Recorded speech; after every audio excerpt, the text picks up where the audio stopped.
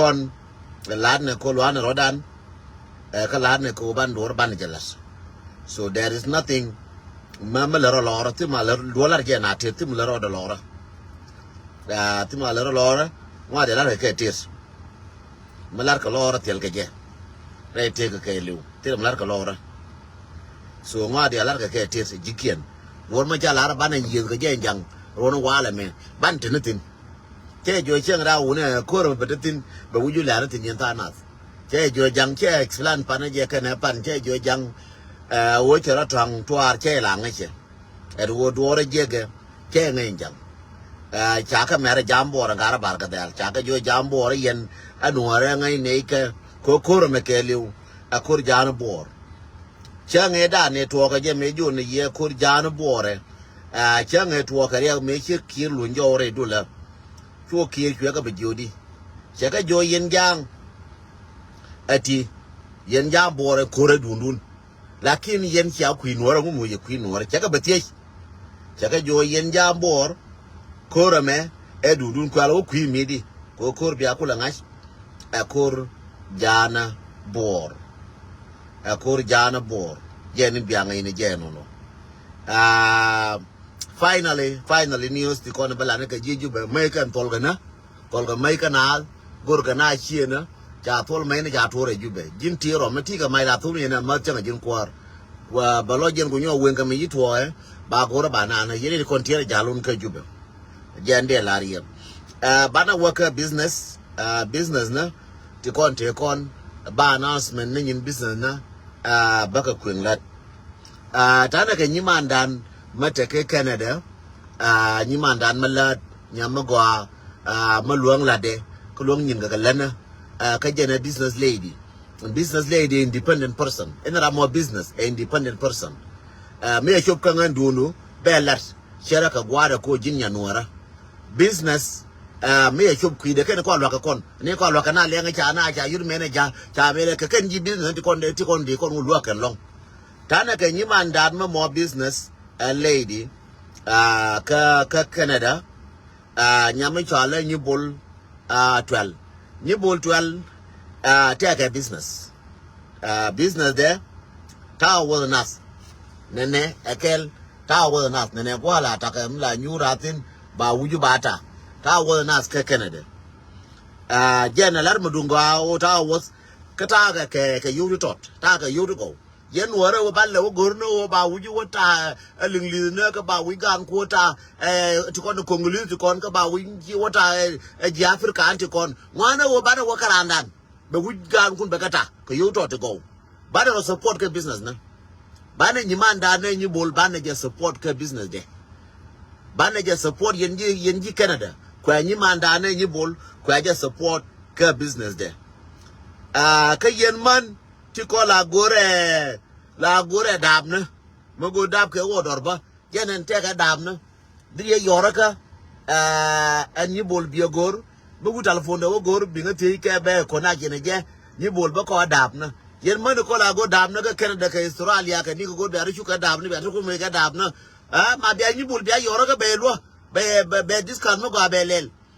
ko me je bana ka ni na take a discount me ban je ba na ka ni ngana du na ba advertise that mean take a discount katin ko ka ma wara magu na wara wodor bi wara ko biga wodor daga jagaji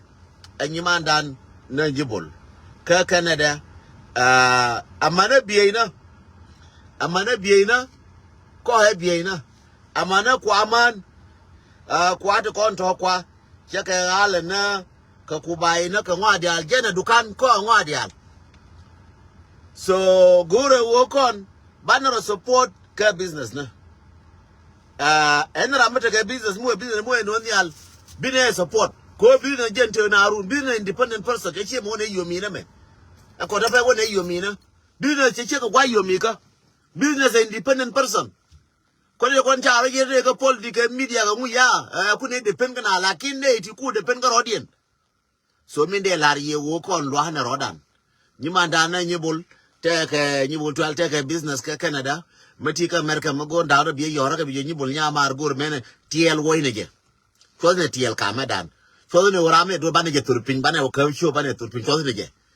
ne tiel ko cho ne lo na rodan no na rodan cher me akon kirwi ana no chi o ti dir chi o ti tiel chi na ro no ke ro no la ro no tadi la ro no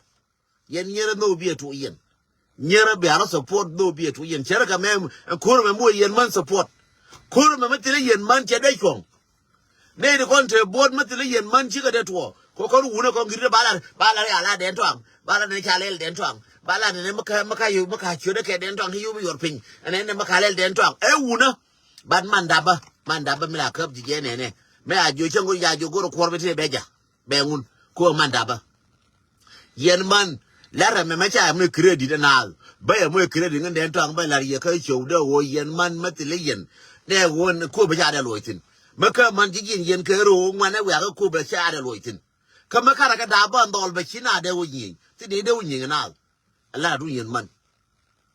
support me boy support kam no kun kama rodun an ku me nyang wuti tetin lakin ga tetin lakin ko la na nga personal ga tetin nga ru de nga bran nga lo bran nga nyite lakin la je la mama mais ka public en wo nyir chagwa lan je wo nyir chagwa le me chala nyir do bi nyi mor bi nyir ke bi de mor bi nyir la ja wo yen nyira la no le news yen nyira nyon do nyo ja kam no kun ngen go na kam kun me cha kan tagatin ga ngen tagatin na wal ci wala ki ma rodun a chan ramat ya ga personal pali ya ka kai na tarantine mu wudu na bo to a ba lo ka nyina kon ta pa no na rodan me tanare ri ka me kam no dan kel wudu da fo bugu ru ma witino yen nyara na rodun metile yen kora me cha de ter chak cheter kon wu na ka roda wala ka physical jim right yes da ko ro ka ko de physical lakin metile support ke ya ko de longa ba ko ter metile support ke yen nyara cha ko de longa ba ko ter let me tell you honestly me rodun ne do ka we kora me imana we ati kon ya ba bum wana man ne la yor nga da pe wana man dis ne la yor ba nga chumaran wundi dis kel wundi dis wurin to ala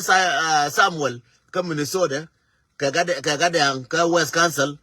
ka tar ne kel di yor nga ka ken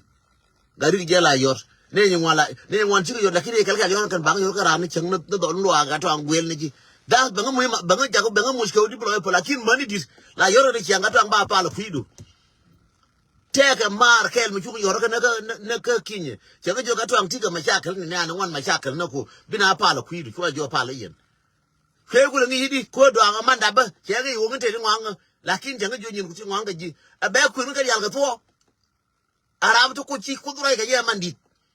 ka do amdi changa jo jin ti ka real kaman ya shu diyar ka Egypt ko yoro ka changa jo dengu ne chere mti ka jo to fu ta ka ma cha lakin la pal ka la ku na ka jo ne dung ti le yen mara chang ke pal social media ma ne wal te wundi ta tin de go kana man di go ko la ka ke tin ken ba nga jo deng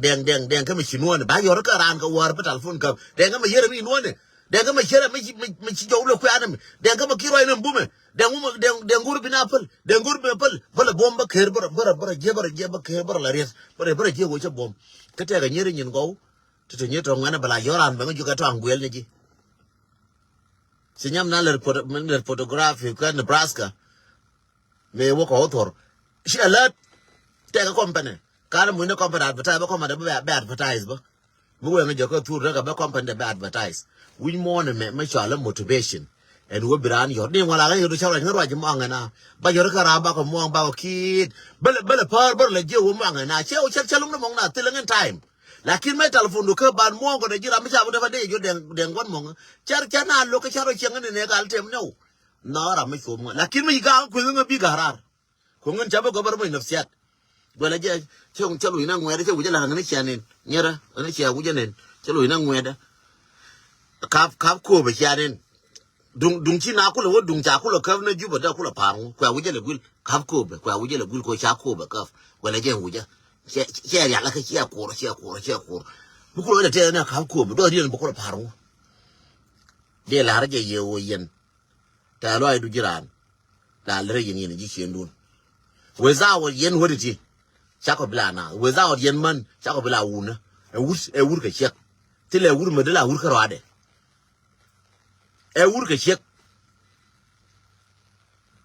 e wur ke chek mutile chek tram di chide de mo dawo rabar da ver queer tile wur me de ben mutile chek e wur be ne chek so me de lar yo kon do no rodan ngan me che je cha queer la lo ja la pen ne me man je chi queer lo ja la pen ne long chak la ko la nyo ne je ga be delete video mo ko che go ro mara ba ke je queer ka nya mara ba ke je queer ko che ke li wa mar anyama tot a chek ma dit ke li wa mar ko mara chek jin binyana be kwet binyana be par ko jin wurs ke bina wo tor bi je bi ko lel ti ala mo ngi ke jin do lo mo ke jin che mo ko na ti ala nyeda che mo ngi ke a mo ko ni mor mo ko ni mor mo ko ni che mo ye ji mo ko ke wurs mo ko di chek ko ngi je ga ka kai bi lo ngai je kai bi long ko chora ko ngai je che bilong ko tera me chara ma chaka changa de kai bilong la kiram bilong maramalin be jone ne jega pale kural ling lug na karam jela ju yemi yaran je ko nganden chora ka ke je ko ngai je ramo tena motot me ta ka di loide ram chi ko per ko te motot di loide ko mo di loide ti mo ka ko ne je en wa ka ko ran a jin chi ga jin wur ga na ko ne ji ga ga jang wan tara jang Kena joga clubhouse mala clubhouse mala linga clubhouse la re kan yam di la joke tille shetan melenjang wi mon shetan e jano wi mon e jang shetan e no wi mon e shetan kan bije ko da jang ko nyin ko da wol tawlu di gur kan mor che ko lu kan man jang che wur ma di lu ke che ma di lu na le ngode che ma di ngode da ma di ma da 90 ra ma che ngot ko injol chetol cha wo shu duran kwal jang kwale nyinat kwale ke yu to Sudan kwale ke yu dial cha ma wa ja kwil che ngor ko da wol che cher wo de nyotol shu shor ko fala jang de jo I swear to God I lor ke God mu kilo de tol fala me na bo lo ko we fal me de ko cha min dio ge na nyona ka tol ken ke lu ko da wol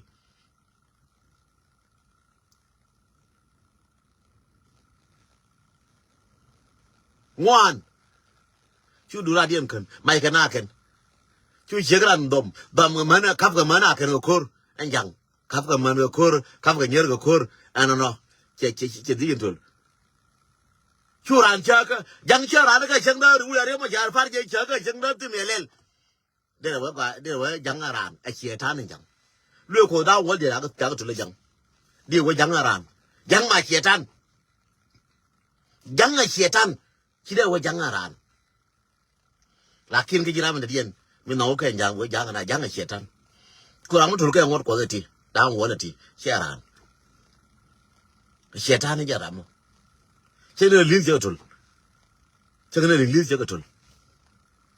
tol ke jang tille shetan wi mona me shetan jang tille shetan we mon shetan jang yes yo right here we no go no go tie go do chena no che yi tie ga no jang ngode ya na no na be jen we ga jo ma ba ga jo na we lo nyo ma ba lo na ma ji pa ga na ma ji bi tie na a jen ne ran a cha yo lu yo yo cha ga na bu we ye che so de nya ra cham cha kwen ne ye ara mo gan ma cha kan jang wan ma cha kan min de lu ka ye yen bom me te ko me te ka yen nyara bom me te ne ye te yen mara ko bom me te ne je ne ka ye amani yen ga te gwara ko chomoro dun ba pe ngono chabo mi amalong chabo royalong ba joni yen ne te ke li wi mon ke li bom loy